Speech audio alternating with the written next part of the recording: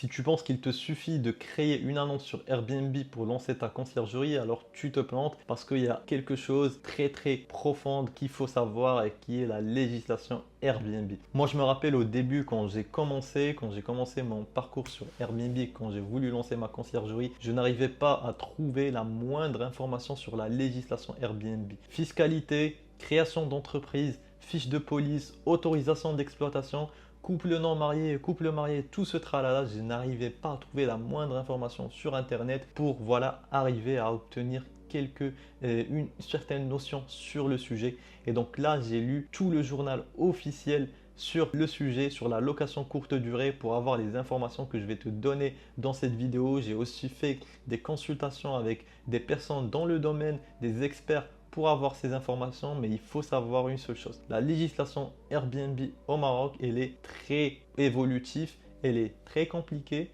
elle est très profonde. Donc il faut savoir que ce que je dis dans cette vidéo va sûrement évoluer, surtout que là on est dans une ère où le Airbnb est en train d'émerger au Maroc. On est dans une ère où voilà, l'immobilier est en train d'exploser au Maroc, à Marrakech, à Casablanca, à Tanger, à Fès, à Rabat, à Agadir, donc quasiment dans toutes les villes du Maroc. Donc il faut savoir que sûrement l'Airbnb sera plus réglementé que ce que je vais dire dans cette vidéo. Aujourd'hui, on est le 24 mai 2025 et il faut savoir que voilà, ce que je dis sur la réglementation va évoluer. Et donc je vais te dire dans cette vidéo tout ce qu'on ne te dit pas sur le sujet, tous les secrets du Airbnb et de la législation au Maroc. Mais avant tout, je vais me présenter. Moi, c'est Reda, j'ai 23 ans, j'ai fondé ma conciergerie Airbnb au Maroc du nom de Hostlux. À 23 ans, on est actuellement à 35 logements chez Hostlux et on monte très rapidement dans les prochaines semaines à 50 logements. J'ai aussi fondé une autre conciergerie virtuelle où on travaille à travers le monde avec beaucoup de propriétaires et avec Ryan, Martin et Badr qui a travaillé 2 ans chez Airbnb et qui nous a donné des tuyaux incroyables. Je vais faire des vidéos après pour vous montrer aussi d'autres tuyaux sur le sujet, que ce soit comment supprimer un commentaire sur Airbnb, comment se faire dédommager toute réclamation et tout problème dans ton logement sur Airbnb et beaucoup d'autres choses. Mais aujourd'hui, restons sur les régulations du Airbnb au Maroc. Commençons par la création d'entreprise. Si tu as une conciergerie ou si tu es propriétaire. Donc si tu as une conciergerie Airbnb au Maroc, il faut savoir que tu as deux choix. Soit tu travailles en auto-entreprise, soit tu crées ta société. Si tu travailles en auto-entreprise, tu es imposé à uniquement 1% sur ton chiffre d'affaires, sauf que tu es plafonné à 200 000 dirhams par an. Donc il faut savoir que généralement en conciergerie, tu vas atteindre ce chiffre, on va dire, assez rapidement. Si tu travailles déjà avec 5-10 logements, tu vas atteindre ce chiffre très rapidement et que tu dois directement passer en société. Ce qu'il faut savoir, c'est que pour avoir l'auto-entreprise, c'est facile. Tu as le site ao.gov.ma qui te permet de le faire digitalement, mais il te faut soit une carte nationale marocaine, soit un titre de séjour. Il faut que tu aies une adresse au Maroc. Donc, soit quelqu'un de ta famille, quelqu'un proche dans ta famille ait une adresse, soit dans ta carte nationale, on peut voir une adresse marocaine. Donc, quelque chose qui prouve que tu as une adresse au Maroc. C'est assez intéressant de commencer si tu veux commencer par ça. Mais après, il faudra passer en société très rapidement de toute façon. Si tu es maintenant en société, alors à ce moment-là, tu passes par un comptable qui va faire les démarches pour toi pour la création de société. Généralement, un comptable, ça va te coûter entre 400 et 600 euros avec la domiciliation. Donc, il va te domicilier dans une adresse, il va te créer tes statuts, etc. Il va faire tout le process pour toi. Tu auras juste à légaliser tes statuts et ça, tu peux le faire que tu sois à l'étranger ou au Maroc, donc tu n'es pas obligé d'être sur place pour le faire vu que lui il va s'occuper de tout. Tu peux le faire que tu sois de nationalité marocaine ou que tu sois de nationalité étrangère. Il faut savoir que aussi tu es imposé à 15% sur l'IS, l'impôt sur la société est de 15% sur le bénéfice.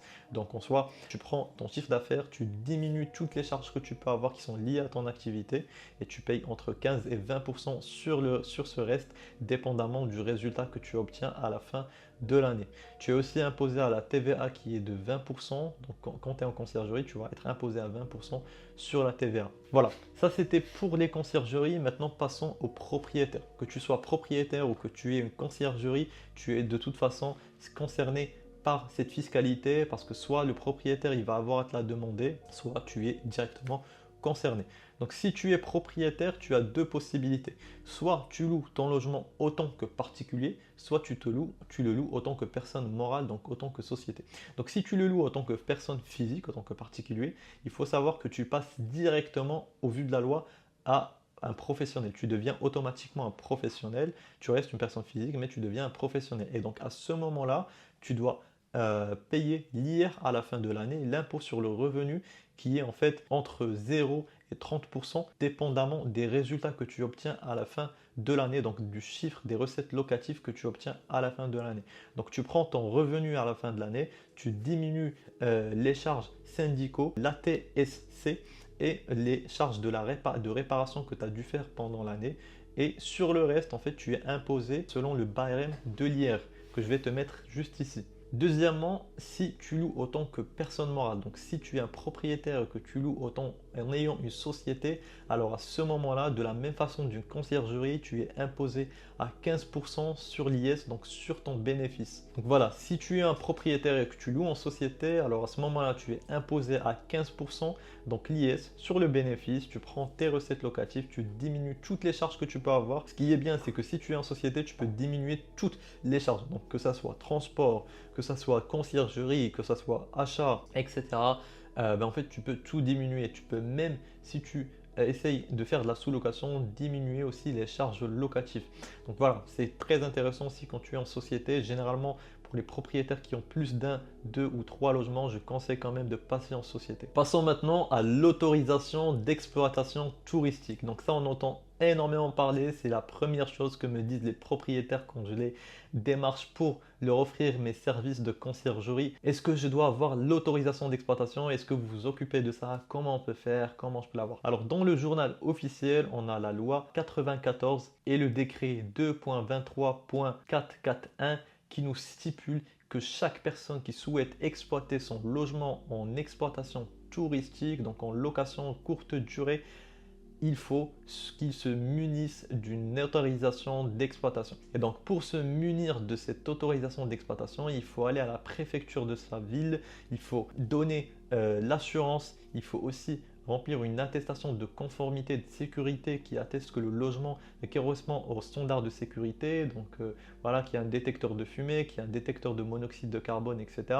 Il faut aussi remplir un formulaire d'autorisation d'exploitation et il faut le fournir à la préfecture de sa ville. Il faut aussi l'assurance, etc. Donc il faut plein de documents. Et après, la préfecture, ils vont te donner, ou l'office de tourisme d'ailleurs aussi, ils vont te donner une autorisation d'exploitation. Alors c'est ce qui est stipulé dans le journal officiel, mais ce n'est pas la vérité sur le terrain. Sur le terrain, c'est autre chose. Si tu vas dans la préfecture la plus proche, voilà, de ta ville, si tu vas dans l'office de tourisme actuellement, donc en 2025, le 24 mai, tu ne peux pas avoir cette autorisation d'exploitation. Ils ne vont pas te la donner parce que tout simplement, elle n'est pas prête. La mise en place logistique de ce document n'est toujours pas prête. Pour les hôtels, pour les maisons d'hôtes, oui, c'est le cas, c'est déjà prêt, mais pour les gens qui vont louer en Airbnb, tu ne peux pas l'avoir actuellement. Donc j'ai essayé, mes propriétaires ont essayé, beaucoup de gens ont essayé, tu ne peux pas l'avoir actuellement. Donc pour l'instant, tout ce que tu peux faire, c'est louer sans cette autorisation, mais il faut savoir qu'elle va sûrement arriver à être mise en place avant la Coupe du Monde ou même peut-être avant la Coupe d'Afrique. Donc c'est une information qui pour l'instant en mai 2025 est véridique mais qui peut évoluer à tout instant. De toute façon, il y a énormément de Airbnb qui se lancent chaque jour. On est dans un marché émergent au Maroc, donc c'est sûr que ça va arriver très très rapidement. D'ailleurs, si tu es intéressé par la conciergerie, si tu es intéressé par ouvrir ton business de Airbnb au Maroc et que tu es un petit peu perdu sur ce sujet-là, sur la législation, sur comment automatiser, comment avoir ses premiers logements, je t'ai mis en dessous de la vidéo une petite formation offerte qui t'explique de A à Z comment créer ta conciergerie, comment avoir tes premiers clients, comment automatiser ta conciergerie pour avoir plus de temps pour toi et comment, si tu veux aller plus loin, je peux t'apporter ton premier logement sur Airbnb pour ta conciergerie. Passons maintenant aux fiches de police. C'est aussi la deuxième chose que j'entends toujours par les propriétaires, par les personnes sur Instagram, par les personnes sur TikTok. On fait beaucoup peur aux gens à cause des fiches de police. On entend tous ces histoires d'une personne qui est morte, qui est décédée dans un logement et où le propriétaire est allé en prison. Il a eu une amende parce qu'il a parce qu'il n'a pas rempli ces fameuses fiches de police. Alors là aussi, je vais tout te dire sur ce sujet.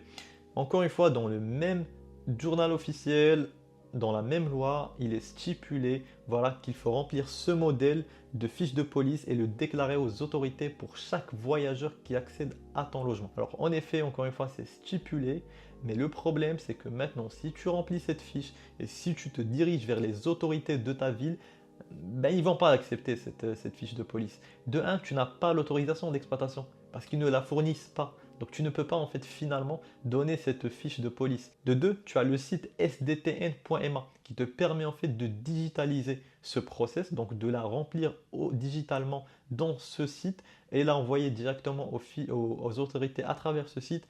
Mais encore une fois, pour t'inscrire dans ce site, il te faut la fameuse autorisation d'exploitation. Donc pour l'instant, les seules personnes qui peuvent faire ce système, ce sont les hôtels et voilà les riads, les maisons d'hôtes en fait qui ont cette autorisation d'exploitation. Si tu as un Airbnb, si tu as un logement, vu que tu ne peux pas avoir cette autorisation d'exploitation pour l'instant, tu ne peux pas utiliser cette méthode. Donc tu vas me dire, mais Reda, qu'est-ce que je vais faire? Est-ce que je vais remplir cette fiche de police? Est-ce que je risque voilà, de me faire attraper si je n'ai pas? Alors moi, ce que je te conseille de faire et ce qui est recommandé de faire, c'est faire de ton maximum. Donc si dans le journal officiel, on te dit qu'il faut enregistrer les informations de tes voyageurs quand ils accèdent à ton logement, alors tu le fais. Tout simplement, soit tu remplis manuellement cette fiche quand les gens accèdent à ton logement, soit tu essaies de digitaliser ce process. Moi, c'est ce que j'ai fait. Donc, j'ai créé en fait une petite plateforme qui me permet de faire ça en fait à chaque fois qu'un voyageur accède à mon logement, il reçoit un message automatique qui lui permet de remplir en fait un formulaire où il met son nom, son prénom, sa nationalité, son passeport, etc.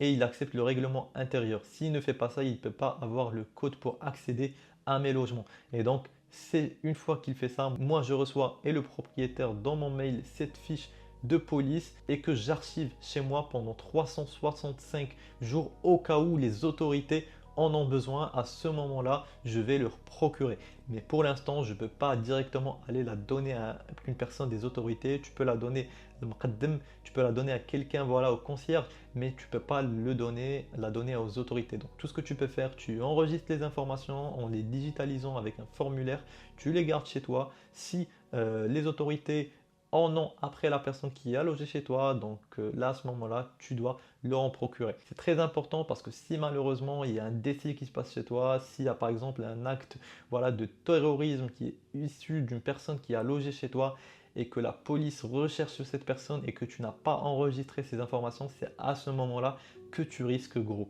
Donc voilà, il faut quand même le faire, mais c'est juste que tu ne peux pas en mai 24 2025 le déclarer actuellement aux autorités de la ville, mais quand ça va arriver, et sûrement encore une fois avant la Coupe du Monde ou même avant la Coupe d'Afrique, tu pourras le faire directement grâce au site sdtn.ma. Passons maintenant au sujet qui fait assez polémique au Maroc. Est-ce qu'on accepte les couples non mariés ou est-ce qu'on n'accepte pas les couples mariés dans nos logements? Donc là-dessus, c'est très simple. Actuellement, moi, j'ai pas réussi à trouver une loi exacte qui en parle sur la location courte durée, mais tout ce que je peux te dire, c'est que par expérience, le mieux que tu puisses faire, pardon, c'est d'éviter d'accepter un couple qui est non marié et où l'un des deux membres est de nationalité marocaine. Parce qu'à ce moment-là, tu risques beaucoup d'autres choses dans le tourisme sexuel et plein d'autres choses. Donc moi, ce que je te conseille, c'est d'éviter de toute façon d'accepter un couple si l'un des deux membres est de nationalité marocaine et qui ne sont pas mariés. Si c'est le cas, si c'est deux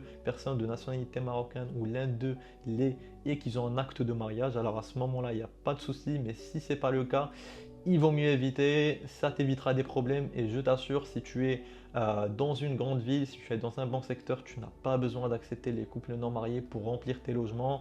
On est dans un marché émergent, il y a beaucoup de gens qui viennent au Maroc, il y a un flux touristique qui est assez incroyable, donc tu n'auras pas besoin de ça pour faire remplir tes logements. Juste optimise bien tes logements, prends de belles photos, utilise les bons logiciels, fais le bon marketing. Je te montre d'ailleurs dans la vidéo en bas comment faire tout ça. Et tu auras un taux d'occupation entre 80 et 100%. Voilà, maintenant tu as les bases sur la législation Airbnb au Maroc. Les informations que je viens de te donner actuellement, j'ai passé des mois et des mois à les trouver. Il y en avait pas sur YouTube, il n'y en avait pas sur Instagram, il n'y en avait pas sur Google. Là, je viens de tout te dévoiler. Vraiment, l'important c'est que tu fasses les choses correctement, c'est que le propriétaire en face de toi est sûr que tu es fiable parce que c'est le manque qu'il y a actuellement au Maroc à cause des Samsara, c'est cette fiabilité, ce professionnalisme. Alors faire les choses de la bonne façon, professionnalise, structure ton système et si tu as besoin d'en savoir plus sur le sujet, tu peux me contacter directement, on pourra t'accompagner sur mesure selon ta situation pour lancer ton business Airbnb au Maroc et sur ce on se dit à la prochaine vidéo.